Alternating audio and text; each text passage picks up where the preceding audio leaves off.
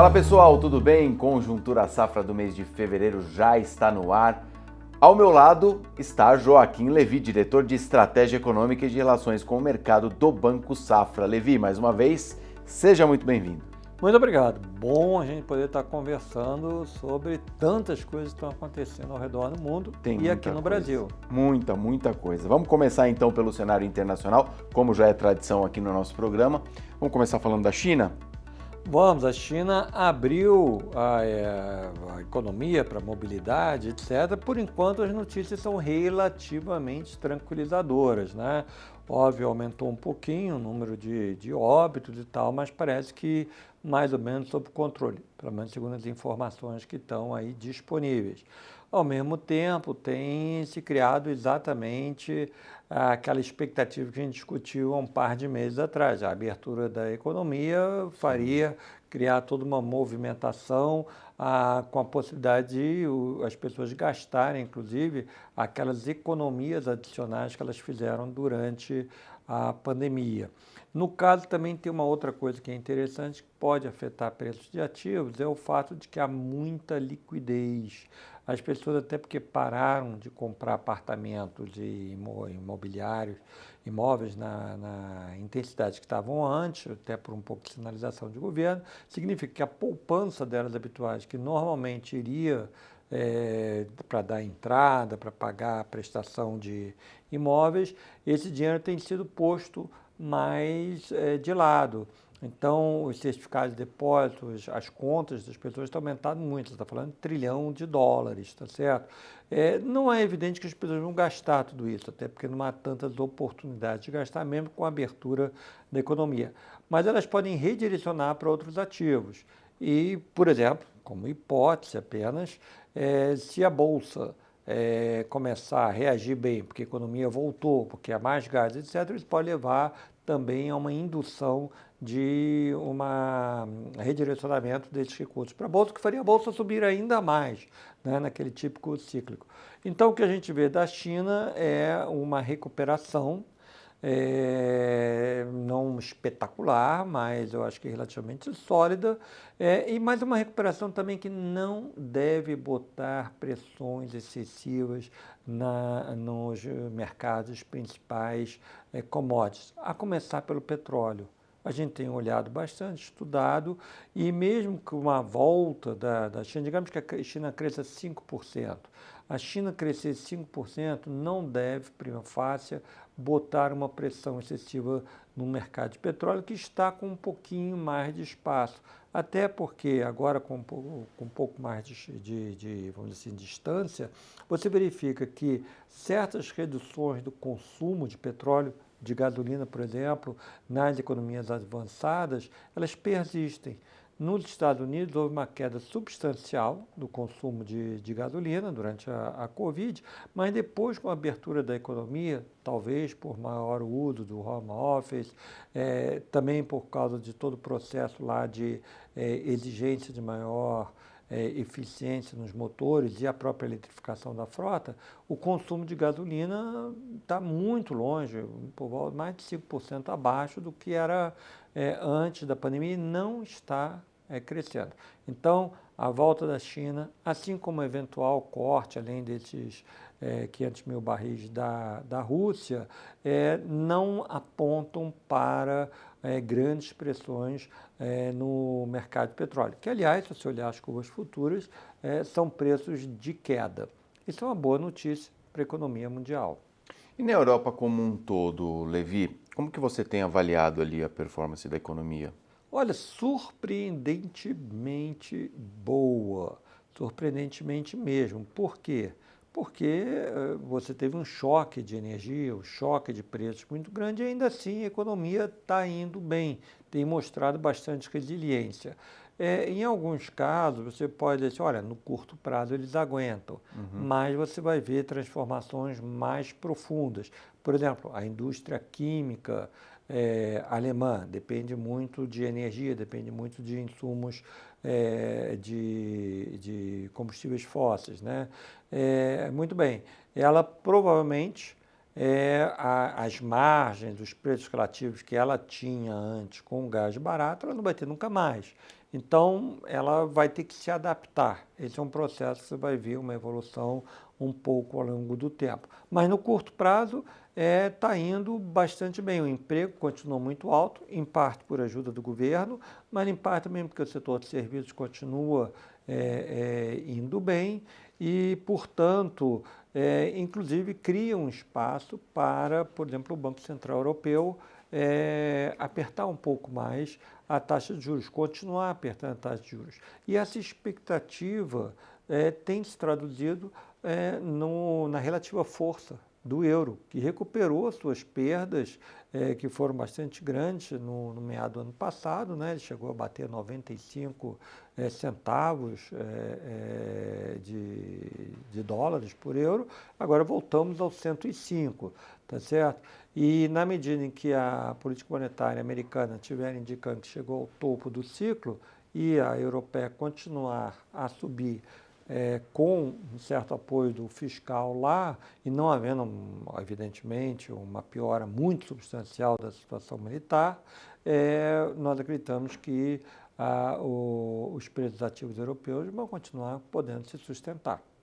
Você falou da política monetária americana, já queria pegar esse gancho para a gente ir da Europa para os Estados Unidos. Como que você tem olhado o comportamento da economia recente nos Estados Unidos, Levi? Olha, eu diria que sem muita surpresa. Vocês lembram já há vários meses, desde o meado do ano passado, a gente vinha comentando que essa subida da taxa de juros provavelmente seria capaz de desacelerar a economia e principalmente ter um efeito positivo sobre os preços, né? De segurar os preços. A gente tem visto isso.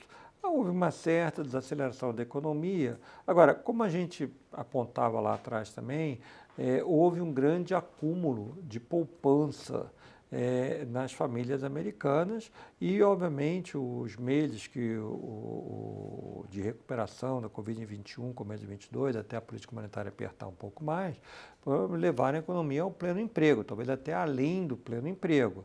Ou seja, as famílias continuam com alguma renda, o que significa que o consumo continua relativamente forte. Mas as notícias, inclusive agora o CPI de janeiro, são de uma gradual acomodação. Não tem quedas súbitas, mas também não tem tido surpresas negativas muito ruins.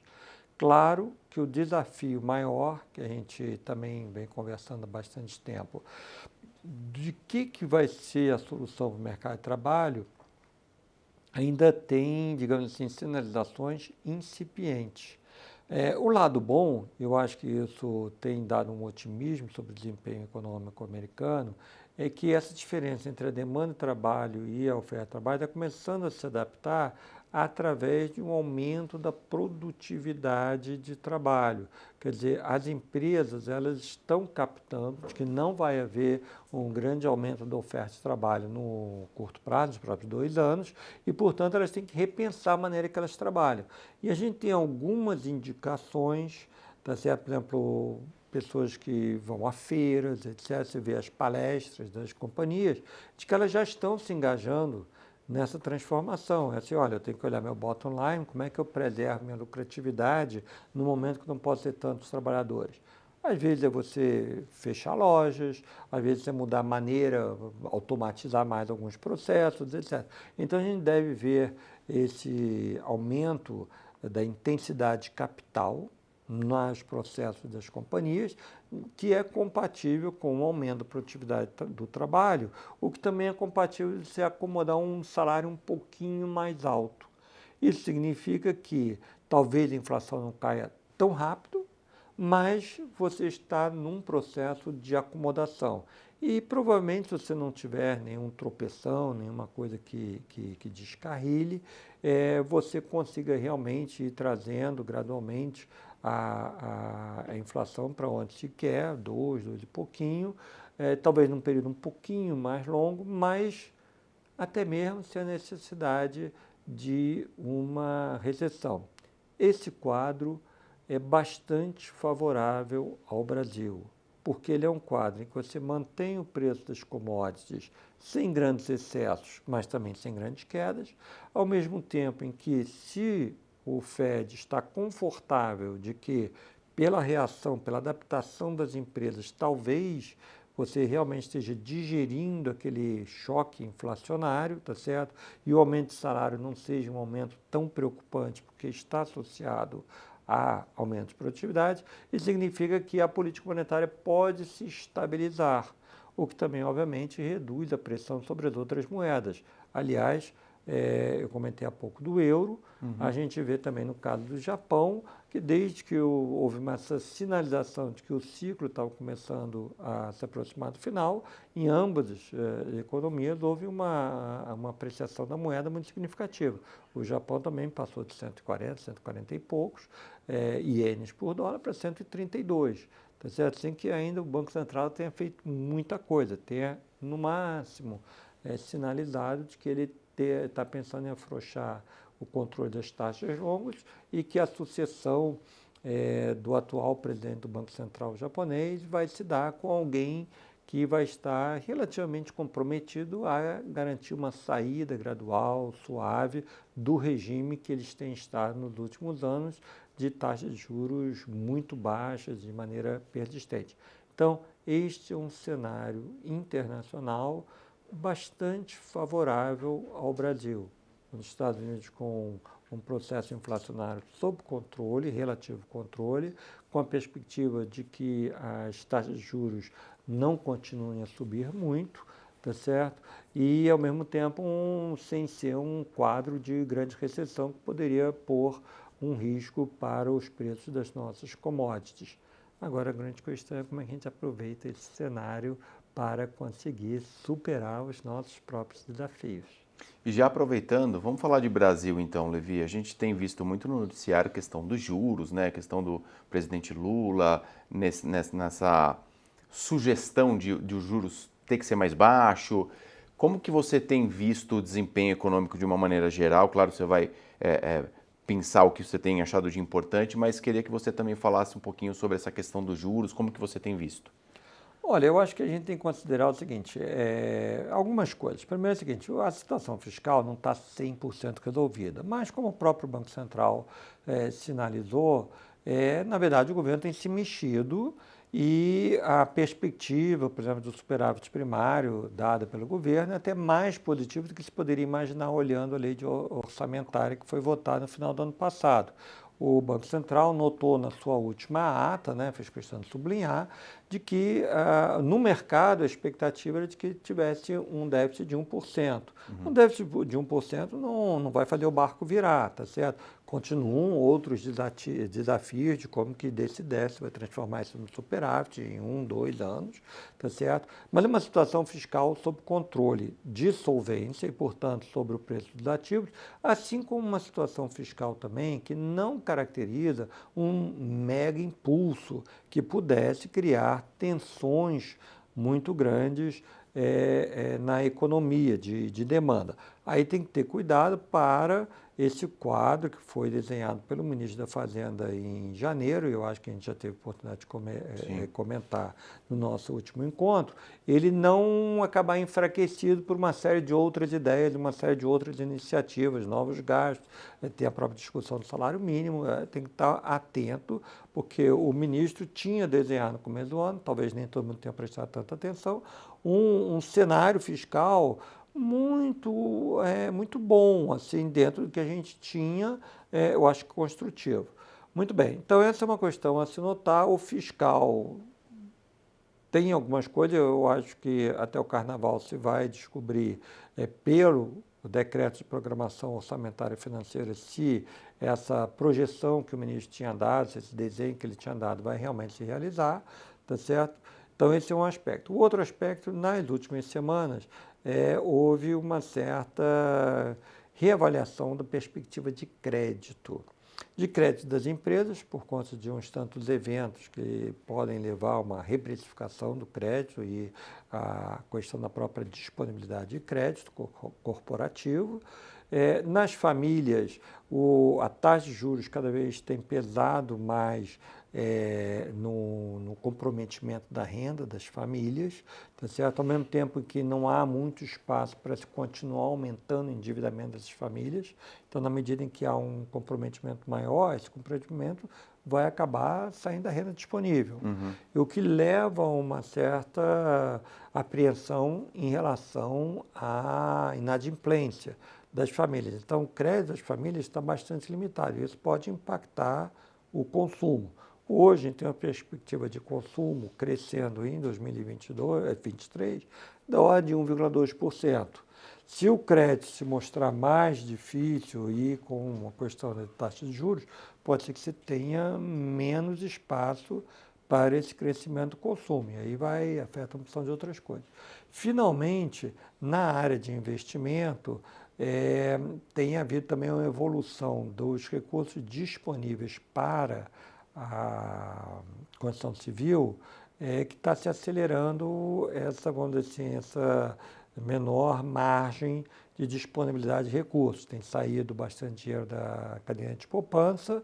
É bem verdade que o aumento das taxas, a demanda pelo imobiliário tem caído, o número de lançamentos tem caído, o número de alvarás já tem caído há vários meses. Então, essa é uma outra situação, que desses diferentes aspectos do crédito, eu acho que vão ganhar proeminência na avaliação do Banco Central. Na última ata, não houve muita menção à questão do crédito. Por outro lado, houve a menção de que a inflação está se acomodando. Ainda não está, como eles dizem, em nível compatível com o atingimento da meta, mas vem se acomodando. E eles notaram que, de um lado, o próprio mercado de trabalho vai se acomodando, significa menos pressões salariais, e também a própria inflação de serviços e os serviços subjacentes tem se comportado de uma maneira, vamos chamar assim, encorajadora. Então, do ponto de vista puramente técnico, a gente pode dizer que, estando mais ou menos elucidada a questão fiscal, que não está 100% elucidada, mas está caminhando, se não houver novas coisas, árvore de Natal, a gente, em relação à meta, temos algumas notícias interessantes, favoráveis, de dois. Aí você entra numa discussão, talvez de 0,5 ponto percentual em 2024. Isso tem que ser posto em perspectiva. Toda desinflação é custosa. Há um ano e meio atrás, eu acho que, eu não me lembro se eu cheguei a mencionar em alguns dos nossos encontros, mas o ex-presidente do Banco Central, o Ilan Goldfein, ele comentou, olha, vamos devagar com a dor, que desinflar não é fácil. A gente teve a vantagem, no ano passado, que está ajudando a inflação presente, de terem cortado alguns impostos indiretos. Baixou o preço da gasolina, baixou o preço do GLP e tal. Isso ajudou, tirou do patamar de 10 para o patamar de 5,5 ou 6. Sim. Infelizmente, algumas dessas coisas foram assim, um pouco voluntaristas, então elas agora estão voltando, porque os estados tiveram uma perda muito significativa. Isso faz com que a nossa inflação de 2023 vai acabar um pouquinho mais alta. Mas isso é uma correção, isso não é um processo inflacionário. E aí o Banco Central provavelmente também vai começar a discutir mais qual é a implicação dessa volta de alguns impostos na inflação, não só de 23, mas principalmente da 24. Na última ata, no último comunicado também, eles disseram que aumentaram um pouco o preço dos serviços administrados, preços administrados, que é exatamente isso, por conta de impostos e tal, gasolina, aumentaram isso um pouco para esse ano, para 10 e pouco, e um pouco no ano que vem. Isso por quê? Porque toda vez que se aumenta um preço hoje, isso afeta o IPCA, quando chegar no final do ano, o IPCA afeta o reajuste de salários, que depois vai afetar depois, o IPCA vai afetar depois a conta de luz, e também vai afetar, né? Que é a famosa indexação. E é essa indexação que tem seus méritos, tem suas razões de ser, mas que tornam mais difíceis a desinflação. Então, mesmo com a ajuda que a gente teve em 2002, um pouquinho heterodoxa lá dos cortes dos impostos, é importante se refletir a sociedade, os economistas, discutirem sobre quais são as trajetórias de desinflação que são mais adequadas. Até porque toda desinflação, se não toda, a maior parte, tem um custo na atividade econômica, porque parte da maneira de se dar a desinflação é você reprimir um pouco a demanda. Tá certo? Então aí você tem que fazer um equilíbrio dessa trajetória. Quanto de juros, quanto de demanda você vai precisar diminuir para chegar àquele objetivo que você quer. E aí, eventualmente, dentro inclusive da própria margem de tolerância que o modelo de metas tem, o Banco Central pode ir comunicando o que ele acha que é a trajetória mais adequada, de menor custo. E agora, fazendo uma atualização, levando em conta os comentários que eu te fiz em relação ao crédito.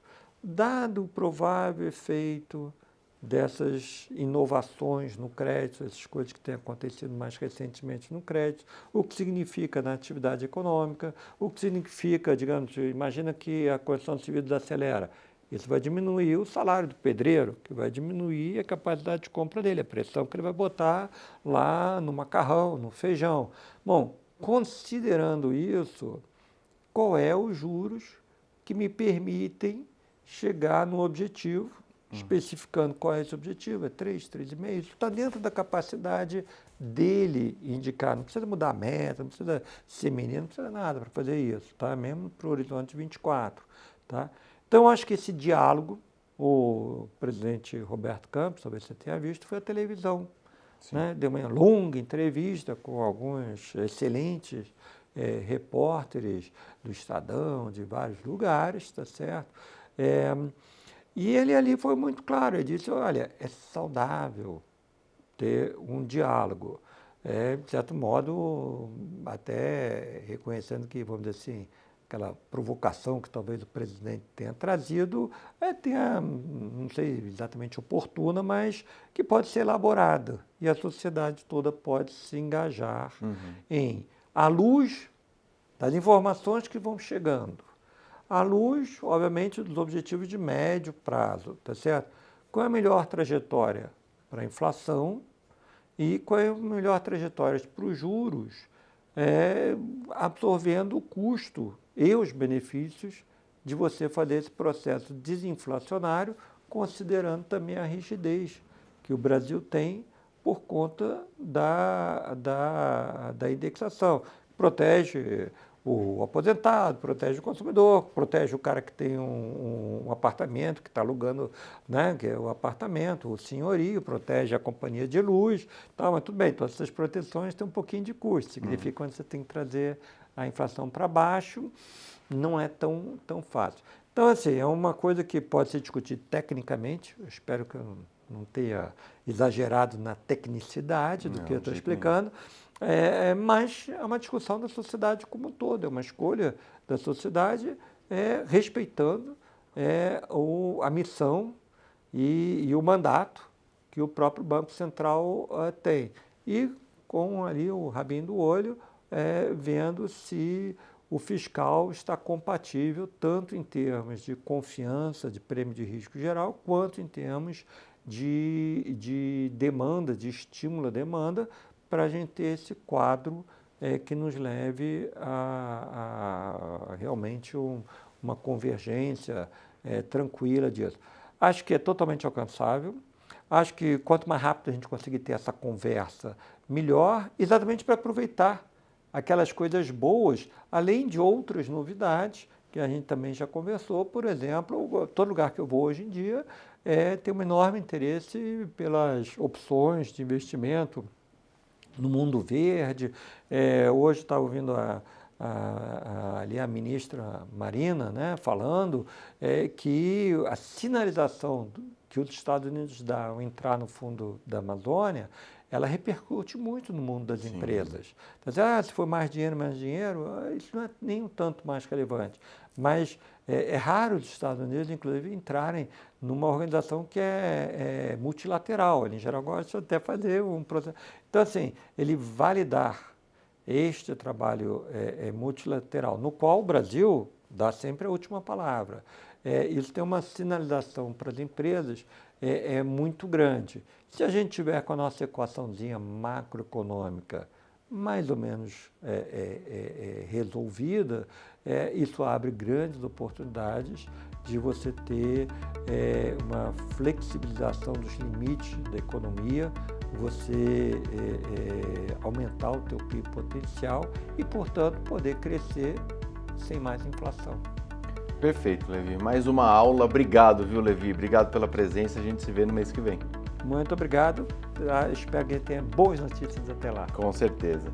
A gente se vê, pessoal. Até lá.